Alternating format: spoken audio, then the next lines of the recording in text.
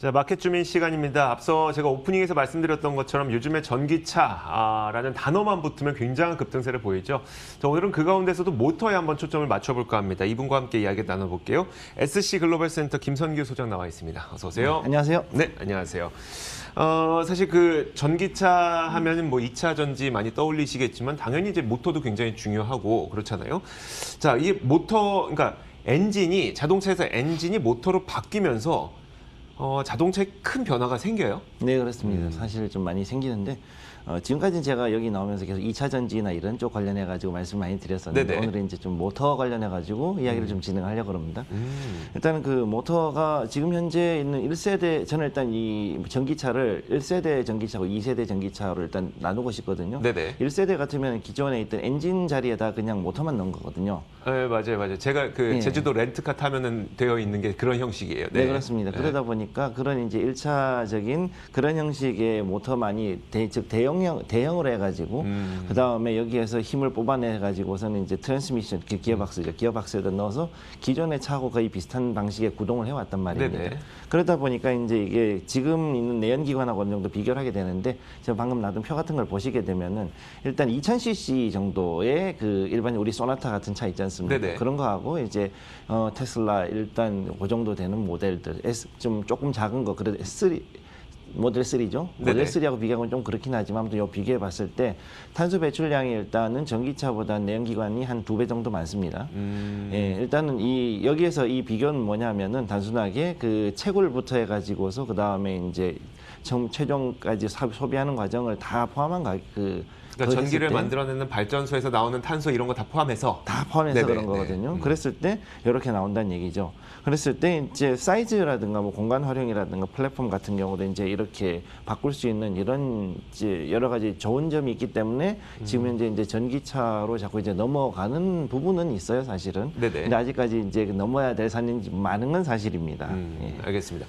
사실 바로 며칠 전에 제가 이제 테슬라 매장 또 다녀왔어요. 여전히 3개월 정도 주문하면 기다려야 된다고 하더라고요. 예. 여전히 뭐 만드는 족족 팔리고 있는 것 같긴 한데 어쨌든 그 테슬라의 그 전기차를 열어보면 앞에 본닛도 트렁크고 트렁크 자리도 트렁크고 그러니까 그만큼 모터가 엔진 자리에 안 들어가 있다는 건데 네. 제가 제주도에 렌트카를 빌려 타면 보닛을 열면 거기 모터 있는 자리가 있거든요. 예. 이게 위치가 좀 제각각 들어갈 수 있나 보네요. 그게 이제 테슬라 매장에 가셨으니까 말씀하신 건데 이제 테슬라가 현재 원탑이거든요. 네네. 기술적으로나 뭐나 현재 모든 전기차에서는 최고의 기술력하고 그다음에 일단 판매량도 최고긴 한데 테슬라 같은 경우는 일단은 모터 종류가 다르고 그다음에 들어가 있는 데가 달라요, 사실은. 그래가지고 장착 위치가 사실은 여러 가지 다양화됐으니 이건 조금 이따 제가 다시 말씀드리겠지만은 네네. 요거는 이제 이제 우리나라가 1세대 같은 경우는 만약에 전륜이면 앞쪽에다 모터가 달려 있고 아니면 후륜이다 그러면 뒤쪽에 모터가 달려 있고 네. 아니면 양쪽에 다 달려가지고 사륜구동으로 가는 이런 식으로 가는 게 있는데 네네. 테슬라 같은 경우는 인휠 모터 그래가지고 바퀴 안에 그냥 모터가 다 달려 있어요. 바퀴 안에. 예, 그래서 그 기술이 있기 때문에 그래서 이제 다른 데보다 앞서간다라고 하는 거거든요. 네. 좀 이따 말씀드리겠지만 네. 그래서 이 장착 위치에 따라 가지고 이제 플랫폼 활용이라든가 이런 게 굉장히 다양해지는 거죠. 알겠습니다. 아니 근데 전기차 모터에 AC도 있고 DC도 있다고 하던데 이건 뭐가 어떻게 다른 거예요? 사실 좀 이건 좀 기술적인 부분이라 네네. 설명은 되게 좀 많이 해야 되는데 근데 짧게 말씀드리면 네네. DC 모터 그러면 전지에서 바로 이제 전기 끌어다 쓰는 거고 AC는 쉽게 얘기해서 이제 그 우리 집에 있는 일반 가정용 전기로 돌아가는 모터로 보시면 돼요. 네. 그래서 어려운데요. 예, 그렇죠. 그러니까 네. 사실 기술적으로 얘기하면 되게 복잡한데 간단하게 얘기하면 그건데 즉 전지에서 나오는 전류하고 그다음 가정에서 쓰는 전류가 다르기 때문에 이거에서 봤을 때는 전기차에서는 일단은 즉 AC로 된 모터를 쓰는 게 컨트롤이 더 쉬워요. 네. 그러다 보니까 그거를 쓰게 되는데 그러다 보니까 사실 전기차에서 되게 큰 문제가 뭐냐면은 이 인버터라고 하는 거가 들어가죠. 그래서 직류에서 교류 혹은 교류에서 직류로 바꾸는 네. 이런 그 전류를 바꾸는 장치가 굉장히 많이 들어가 있어요. 그러다 보니까 이게 배터리 효율하고 연계되죠. 그래서 이게 주행 거리에도 영향을 미칩니다, 사실은. 그래서 여기 보시게 되면 배터리 충전 같은 경우는 일반 교류에서 직류로 이제 들어가는 DC 인버터가 들어가고, 네. 직류, 그 다음에 전장 구동, 즉 전기 장치라든가 구동이나 이런 데는 직류에서 또 직류로 가는 것도 있고 교류로 가는 게 있으니까 그건 장비별로 인버터가 또 따로 가요, 그거는. 네네. 근데 안 들어가는 것도 있어요. 물론 이제 감안만 해가지고 바로 들어가는 것도 있죠. 직류를 쓸 경우는. 네. 그 다음에 이제 모터 같은 경우는 무조건 교류 모터 쓰기 때문에 AC 인버터가 커버를 해줘야 되고, 외장 전자기기, 즉 바깥에서 우리가 사가지고 갖다 꽂는 그런 거 같은 경우도 이제 직류 혹은 직류교, 직교류 이런 이런 그러니까 그게 복잡한 거네요. 사실 그러니까 네. 차에 있는 배터리를 이용해서 모터를 돌릴 때는 교류를 쓰는데 네. 사실 거기에 있는 우리가 음악을 듣기 위해서 뭐 그 기기를 키는 거는 또 AC, 그러니까 DC를 쓸 수도 있는 거고. 직류를 써야 되니까 이걸 다 바꿔줬다가 안 바꾸기도 했다. 이게 다 필요한 거네요. 네, 그러니까 아하. 거기에 따른 이런 인버터 비용하고 그 다음에 이해 때문에 생기는 이런 직류에서 교류 직류 바꿀 때마다 에너지 손실. 에너지의 손실이 반드시 생기거든요. 네. 그러면 이것 때문에 주행거리에 영향을 미치는 거죠. 그렇죠. 네. 이런 것들을 잘 해야지 똑같은 배터리로도 훨씬 더 높은 주행 성능을 낼 수 있는 그런 게 되는 거네요. 좋습니다. 네. 그러면 이제 현재 전기차 모터 기술 개발 현황은 어떤 상태예요? 지금 현재 일단 모터 같은 경우는 1세대 일반적인 코일 모터, 네. 보통 이제 권선이라 그러는데 선을 맞는 거라 그래서 권선이라 그러는데 일반적인 권선 코일에서 지금 이제 헤어핀 제너레이터 같은 그런 코일로 헤어핀 코일이라 그러는데 그걸로 이제 넘어가 있는 상태예요. 네. 그래서 일단 2세대 코일 같은 경우는 이제 여기에서 코일이 어떤 빛같이 생겨가지고 빛같이 그런 생긴 걸 나오는데 이제 여기 나오는 건 MSO 코일이라 그래서 3세대 코일입니다. 요거는 이 한국산업기술연구원 즉 키텍에서 나온 어떤 중소기업에서 나온 물건이에요, 요게. 그래서 요거 같은 경우는 이제 아주 최대한의 단면적에 굉장히 강력한 전압을 걸어가지고 일반 지금 현재 쓰는 헤어핀보다도 더 강력하고 또 얇게 모터를 더 얇게 만들어가지고 이걸 가지고 인휠 모터를 만들 수가 있습니다. 그러면 방금 조금 전에 봤던 그 사진은 아직 상용화되지 않은 기술인 거고. 일단은 시제품은 나와 있는데 상용화되진 않았어요. 네. 그럼 지금 인휠 모터라고 지금 보이고 있는 화면상에 방금 보였던 거는 그거는 이제 지금 현재 현대자동차에서 eGMP에 집어넣기 해가지고 직접 개발한 거하고 그다음 현대모비스가 이제 인휠 모터를 쓰려고 하는 거죠.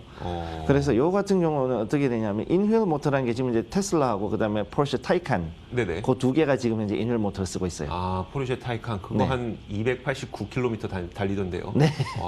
그러니까 이게 이 인휠 모터가 아직까지는 이 스포츠로 달리다 보니까 네네. 거기에 대해 가지고 전압이 들어갔다가 빠지는 게 굉장히 급격하잖아요. 네. 그러다 보니까 주행 거리가 그만큼 짧아질 수밖에 없는 거죠. 아하. 기본적으로 이 모터라는 것이 굉장히 전기를 많이 먹는 물건이다 보니까 그렇죠. 일반 전자 장비에 비해 가지고서 그건 좀 딸릴 수밖에 없어요. 그래서 인휠 모터가 좋은 점이 뭐냐면은 네. 구조가 단순해지고 그다음에 공간이 활용이 다양해지는 거예요. 그러니까 엔진 자리가 트렁크가 되는 거죠, 말씀하신 대로. 그쵸. 그렇게 되는 거고 플랫폼이 굉장히 단순해지는 거죠. 그냥 배터리판 큰 거 하나에다가 그쵸. 바퀴만 딱딱 달고 그게 스케이트보드처럼. 네.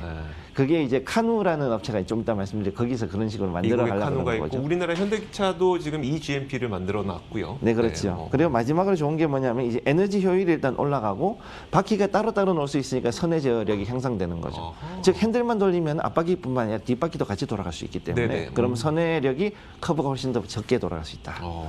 이런 게 좋은 점들이 있습니다. 그 모터라고 하는 거는 사실 그 전기를 누가 주느냐만 뭐 달라질 뿐이지 누가 전기 주든 상관없이 쓸 수 있는 거잖아요. 네. 결국은 전기차에서 배터리가 전기를 주느냐 아니면 수소차에서 수소 연료 전지 스택이 전기를 주느냐만 달라지는 거기 때문에 수소차에도 그냥 당연히 적용 가능한 거네요. 네, 가능하죠.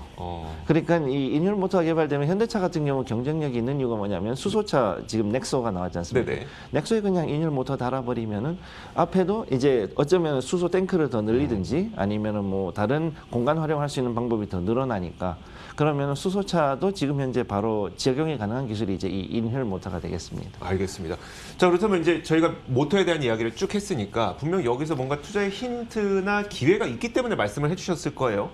그러면 이제 전기차 모터와 관련된 뭐 기업, 투자할 수 있을 만한 투자 기업이라든지 아니면 뭐 ETF라든지 어떤 게 있을까요? 한꺼번에 좀 말씀해 주시겠어요? 일단은 국내 기업 보면 일단 경창산업이라든가 뭐 LG전자, 현대위아, 그다음에 남성, 뭐 트렉스 이런 데가 있는데 일단은 여기에 이런 관련 기업이지 좋다고는 말씀을 못 드리겠어요. 네네. 일단은 먼저 한번 잘 체크를 해보고 들어가시고 해외 같은 경우 이제 마그나인데 지금 LG전자하고 연결해가지고 합자해가지고 뭔가 하고 있고 워크호스는 이제 그 전기 트럭하고 그다음에 드론을 이용해가지고 배달을 하는 업체니까 네. 얘네들도 이제 이 전기차 모터에도 역시 어느 정도 돈을 투자를 하고 있습니다. 그다음에 카누는 이제 그 현대차도 지금 이제 지분 투자한 그 어떤 회사인데 여기 지금 플랫폼 해가지고선 하고 있고, 그다음에 아이디얼 파워는 이제 그중에 비트란 기술 그래가지고 모터 제어 쪽으로 관련해가지고 어떤 기술을 가지고 있죠. 네. 이런 기술을 가지고 돼 있고, 그다음에 ETF는 이제 해외에는 일단 제가 말씀드릴 거는 모터 관련해서는 구리를 먼저 보셔야 되는데 네. 구리는 일단은 여기 해외 쪽은 이 코펙스 그래서 글로벌 카퍼 마이너스 ETF, 그다음에 CPER은 US 카퍼 펀드, 요건 ETV이고요. JJC는 이제 JJN하고 같이 즉 블룸버그에서 나오는 그 선물인데 요거는 요거도 이제 IPS 블룸버그 카퍼 서브 인덱스 그래서 요건 ETN입니다. 요건 네. 조금 주의하셔야 될 필요가 있고요. 그다음에 국내에 있는 걸로 보시면은 이제 펀드가 두 가지가 있어요. 국내 같은 경우는 이제 신한하고 삼성에서 이제 레버리지 구리 선물 ETN으로 나와 있습니다. 네네. 예, 요것도 이제 ETN이니까 들어가실 때는 좀 주의해서 들어가실 것을 일단 권해드리겠습니다. 알겠습니다. 전기 모터에는 이제 구리가 워낙 많이 들어가니까 그 수요가 늘어날 것에 대비해서 이 관련된 ETF들을 소개해 주신 건데 ETF, ETN까지 네. 소개를 해 주신 거네요. 알겠습니다. 자, 오늘은 전기차에서 엔진을 대체하고 이제 본인의 심장, 자동차의 심장을 차지하게 된 전기차 모터와 관련된 이야기를 나눠봤습니다. 지금까지 SC 글로벌 센터 김선규 소장과 함께 이야기 나눠봤습니다. 고맙습니다. 고맙습니다. 자, 저희 이슈앤뷰도 여기서 마치도록 하겠습니다. 계속해서 머니투데이 방송과 함께 하시죠. 저희는 여기서 인사드리겠습니다. 고맙습니다.